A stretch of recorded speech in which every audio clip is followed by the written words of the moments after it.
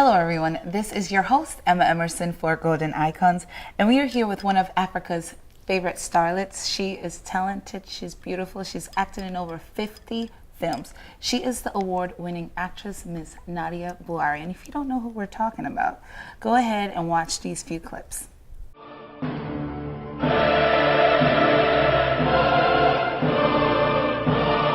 Look, Raj, for your information, I am very, very possessive and very, very jealous. What the hell was that introduction all about, huh? Who the hell do you take me for? Beyonce, calm down. Why are we even having this conversation? I told you there was somebody in my life before you came on, so why are you acting like you don't know? You're making me very, very green, okay? Oh, so I'm just some girl you can have sex with and walk out, right? It's not like that. For you, love is all about sex. Honestly, I'm sorry, okay? I had to do the introduction. I am truly sorry. I didn't mean it to come out like that. I'm truly sorry. Hey guys, it's Nadia Buari and you're watching Golden Icons, so stay tuned and do not move. Yeah, don't move. Okay, Nadia, thank you so much for taking the time to be here with us today. You're welcome. I'm excited to get the chance to finally meet with you. So we know you as a very versatile actress. I would consider you the most versatile out of the bunch, but I may be wrong. That's just my opinion. We've seen you play the good girl, the bad girl, the lawyer, you're just all around. So that kind of confuses your audience just a little bit. How would you describe the real Nadia? I would say the real Nadia is just a normal girl, just a homebody girl, a very quiet, shy, reserved kind of girl. And yeah, that's basically the real Nadia. When you play a role, what role do you find easiest to play? Well, I mean, I would say the good girl because that's basically who I am. But I love when I watch me play evil, or me. You do a Yeah. very good, like, you play evil very well. How do you tap into that? Because you obviously, I've been talking to you, you seem like a very sweet person. So how do you tap into that other side?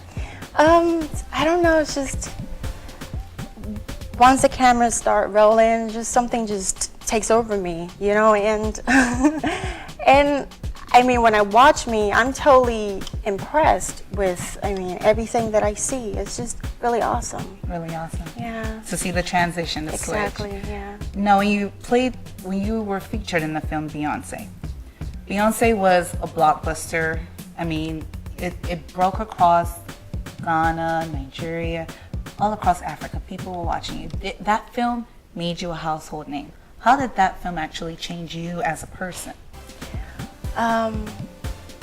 Well, Beyonce was my second movie. I was just up and coming, and it basically made me very much recognized. You know, it got me a lot of jobs, and but it didn't really change me as a person. The only thing I would say is it confused a lot of people because people still recognize me as Beyonce. Yeah. I mean, I would travel across, other countries in Africa, and people wouldn't even know my real name, and they would call me Beyonce. That's basically what, I mean, the confusion part is, but it didn't really change me. I mean, it just made me more recognized, I would say. Yeah. So before you started acting, you were just a regular girl. Did you ever imagine that you would get to this point? No. If I told you I did, I'd be lying. I was just a girl with a dream. I was just a girl that had this ardent passion for acting. Yeah.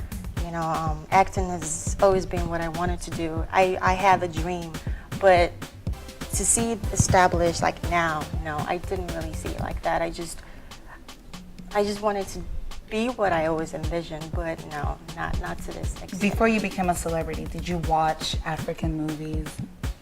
I did. Were you inspired by anybody to say, you know what, I want to do what that person is doing? Well, I watched a lot of American movies when I was growing up, yeah.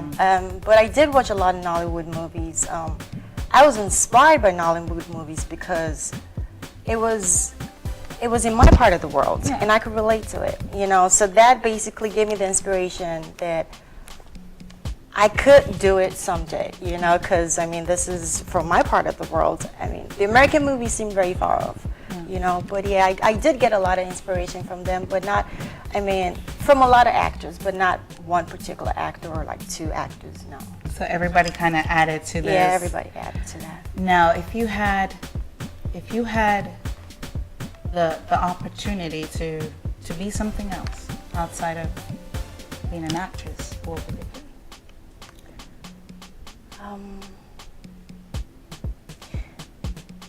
You know, at age 13, I was really skinny. I was mad skinny, and I wanted to be a model. You know, I remember back home, my mom used to take these pictures of me, and she used to tell me, hey, you know, you could be the cover of magazines and all of that. But as I grew older, I gained a lot of weight, and I just basically concentrated into what I wanted to do, which is acting.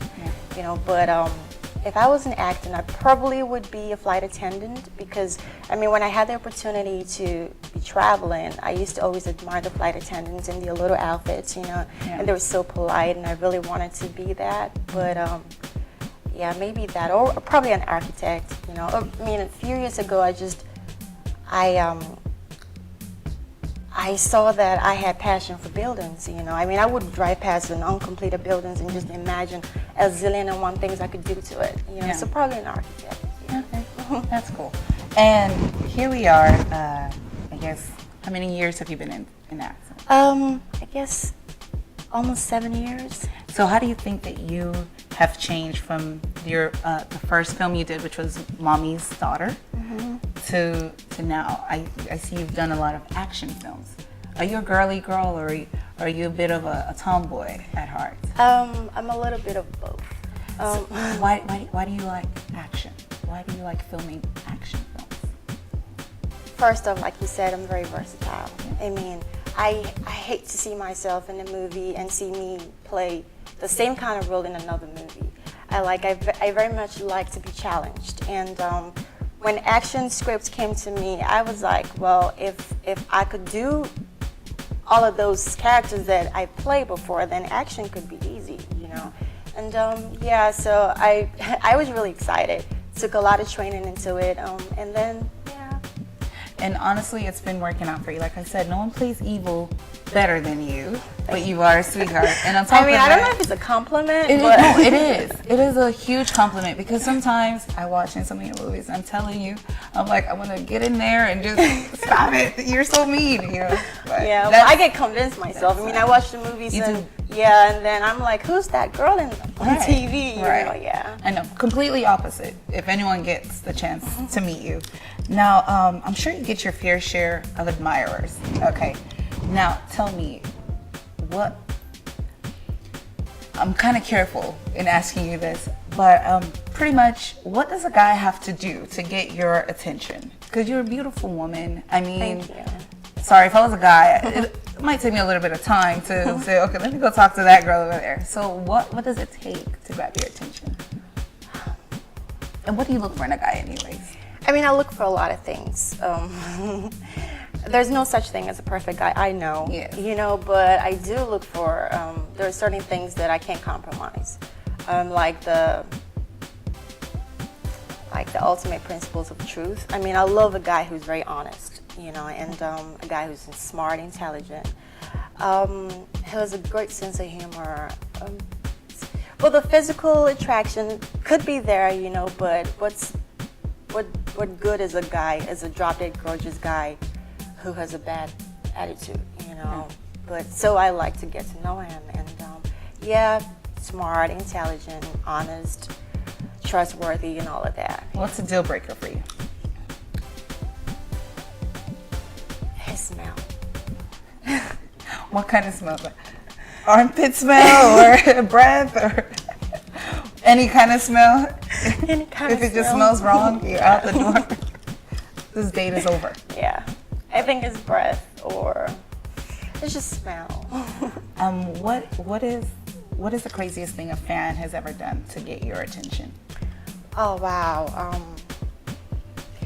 I remember a few years ago, this guy called me from out of nowhere. I just got this call, and then Well, he said he was a fan, and I get that a lot of times. So I was really nice with the guy, and then we got on, you know, talking and all of that. And the next minute, he told me he was in Ghana. You know, and I was like, you flew all the way from wherever you were at to come and see me, you know. And then he said, yeah. So, I mean, for the fact that he actually did that, I had to be nice, you know. So I went out for lunch with him, but not alone though. I mean, I had because who knows? I mean, he could have been a psycho. Exactly. Yeah. Yeah, but it was really nice of him. I mean, I think that's the craziest thing. So if, let's say that guy, hypothetically speaking, he was to say, Nadia, I want you. I want to marry you. Oh, how would you turn him down? I forgot. Yeah, well, he actually included that. He flew all the way with the ring. I mean, Wow. yeah, he flew, and this is a guy that was a fan, and we had not even had private conversations, you know, and he just flew all the way with the ring. He goes, well, you're the woman I've imagined. You're the woman of my life. You're the wife of my dreams or whatever, and I want to get married to you. And I'm looking at him like, really? Like, seriously? Like, dude, you don't even know me. You know, like that. Yeah. So it must be hard to be able to narrow this your huge male fan base, I guess, to narrow it down to which guy really likes me for me. Oh, yeah. It's kind of hard. It is hard. It is hard. You don't know if they like what they see on TV, and you don't know if they probably would like you for you. You know, you don't know. Have you ever been, sorry, like I said, I just got to ask this. Have you ever been like approached by a woman and you were like, oh, yeah. oh, really? Yeah. You see, and you think it doesn't exist in Africa. I have. Yeah. But how do you turn them away? Because obviously it seems like you care about how you respond to your fans. So how would you respond? you just have to be very diplomatic about it. I mean, I smile, you know, and I just tell you that it's really not. It's not gonna happen. It's not gonna happen. I mean, yeah. I mean, I love you as a fan, and I appreciate you, but no. Okay. So we have a whole lot more to talk about. The fun has just begun. So stay tuned for more with Nadia.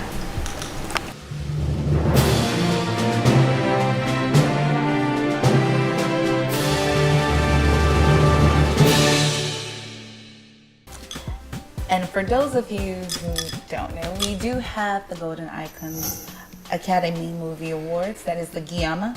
That is being hosted October 20th, 2012. That's 10/20/12. That's my favorite number these days. 10/20/12. You can Well, never you say forget that it. a lot, right? Yeah, I do say that. I love it because it's something I'm excited about. Okay. So we will be seeing you there. Well, if I get invited. If you get invited, how come all the celebrities are saying, if we get invited, you guys are invited. You're on the Well, you couch. can't just show up without an invitation. That's true. Yeah. So if I get invited, definitely would show up. Well, you're invited to the biggest party that's going to be held right here, Houston, Texas. Cool. And you'll be there. Yes. High five on that. Bye. So stay tuned for more with Nadia.